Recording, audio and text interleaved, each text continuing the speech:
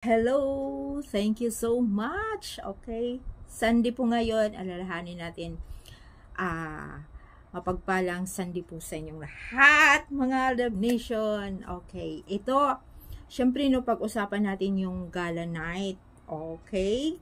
Kagabi lang. So, bago talaga. Gala night, GMA Gala night ng, 2024. So, ayan na nga, ang dami mga artista dami. May mga inibitahan din silang taga ABS-CBN. So, especially yung mga showtime host. So, ito muna pag-usapan natin dahil sa buntis na yan. Katotohanan na buntis sa kuda ng mga side ng mga sarsuelistas. O, diba? Sino ngayon ang buntis? O, di yung kapatid ni Atay. Atay di pala, sorry. Yung kapatid niya ang buntis, na syempre, no, chubby na kasi yun, mataba na talaga, ngayon buntis, sobrang buntis. O nga, hindi naman masama dahil may asawa naman siya at pinakasalan naman siya. At saka yung noon pala, noon nangyari, diba, ang tinutukoy siya, hindi si Mingay. So, wala naman talagang, nakaraan or ikinasal na Mingay to Atay di wala talaga. Yan ang katotohanan. Showbiz lang yun. Palusot nila yun. So, ang nabuntis ngayon, kasi nga sinasabi ni Modra na gusto niyang magkaapo. Nagkaapo nga siya doon sa kanyang anak na babae. Tapos yun, si sino ba yung niya, na pangasawa niya. So, ayun na nga, doon, yun ang katotohanan. Hindi si Mingay ang buntis. Tapos sinasabing tumaba si Mingay, hindi palaging nandyan sa GMA, sa AAT. Ay nako, gusto ng mga management niya yun, na hindi siya pinapapasok. Kung gusto lang nilang papasukin.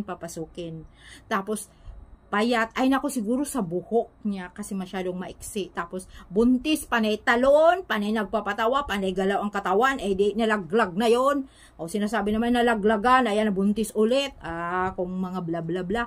Tapos ayan na po, sinasabi nila kung yun na nga, pang ilang laglag na yan, pang ilang buntis na yan, hindi na buo-buo. Ay, nako. Tapos, ayan na nga, nagpapatawa. Sayaw ng sayaw. Ay, nako, para lang matatawa yung mga audience. O, di ba yung iba naman po, pinupuntahan si Mingay lang daw. Di natin alam, di ba? So, ayan na nga, masyado namang sad yung kanilang show. Kasi wala na nga yung Aldab. Ang nagpapasaya lang naman to yung Aldab noon.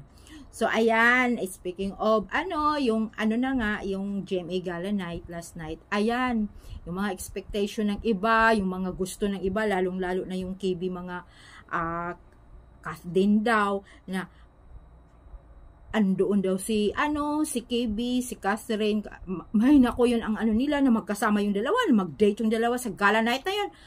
Wala, butata, walang kasama si Aldin, solo flight lang siya. Umarangkada siya, naglakad siya, pero talaga naman, ang gwapo pa rin, pero mukhang tatay na nga, tatay nga rin naman, tatay na siya talaga, yung mga iba talaga, nagagalit, talaga naman sa katotohanan tayo. Tapos, ayan na nga, yung mga ng iba, na sa kanyang costume, ay mayroong dalawang, ibon, nakapin dito, gold, sa baba, tapos yung isa sa ibabaw. Ay nako, alam mo niya, siyempre no, mga dilulo nga yung mga Love Nation, yun ang sinasabi nila. Kung dilulo, wala silang magagawa dahil hindi rin naman natin sila pinapakialaman kung sinong gusto nilang artista, na hahangaan nila, tayo siyempre humahanga din tayo, di ba? So, ayan na nga, inaano nga ng mga Love Nation yung tattoo ni Alden, ibon. May dalawang ibon nga, magkahawig nga. O, di ba? Sabi, kasama nga niya, asawa niya, madalawa. Para sa akin, dalawang ibon, di mag-asawa sila. Mag-asawang ibon. Yun ay magkahawig doon sa tattoo ni Mingay, yung sa balikat. O, see? O, na yun? At saka simulat sa pool naman talaga, wifey material yung asawa niya. Ang nag-asikaso naman talaga lahat. Maasikaso talaga yung asawa niya. Si Mingay, kung maalala natin sa teleserye noon, hay nako, sinasabi na yun ng mga host, lalo na si JDL, di ba mga palangga? So, ayan na nga, siya lang naman ang nandoon. Ay nako, ang daming mga artista natapilok or naapakan na yung mga gown nila sa kakarampa nila. Pero, relax lang naman si Alden sa isang tabi.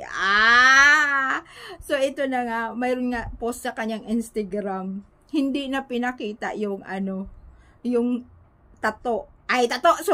yung ibon. Kasi nakaupo siya sa sofa, hindi siya tumayo. So hindi nga naman nakita yung ibon. Siguro, sabi niya, hindi na muna niya ipapakita kasi malalaman talaga ng mga Aldab Nation at pag-usapan ay napag-usapan na nga. Ano pa nga ba? Hindi talaga magpapahuli ang mga Aldab Nation sa costume ng mag-asawa. Diba? Kaya hay nako, happy rin naman ako. Happy rin ba kayo? Wala doon si Catherine Bernardo. Wala. Kung siguro kung ang movie nila ipapalabas ay pagtagpuin na naman ang kanilang management na magsama kayo para naman ayun na nga sumikat or para pasabugin yung social media or yun na nga pag-usapan din kayo. Ano pa nga ba? Pero wala doon. Sorry na lang yung kanilang fans. 'Di ba? Akala nila may relasyon pero wala. Pelikula lang yun, sa pelikula lang yun, sa movie lang yun. Kung anong mga makikita nila sa pelikula lang yun, sa movie at binabayaran lang yung dalawang yun. Diba? At saka si Aldi naman talaga ay pagsabog na yung social media, pag panay na siya pinag-uusapan ay talagang talaga namang bubulgar niya na wala silang relasyon. Noon pa man lahat ng mga pinapartner sa kanya, wala siyang karelasyon. Iisa lang karelasyon niya. Niwala ba kayo sa edad na yan, wala pang asawa? Darating ang panahon talang sabihin niya ay binata na yung anak ko. Di ba mga palangga? Binata na yung anak ko. Ito yung panganay ko. Ay nako, ibubulgar din yan soon. Kaya thank you so much sa inyong lahat mga palangga. Lalong lalo na yung panay sumubaybay sa aking channel. Bye po.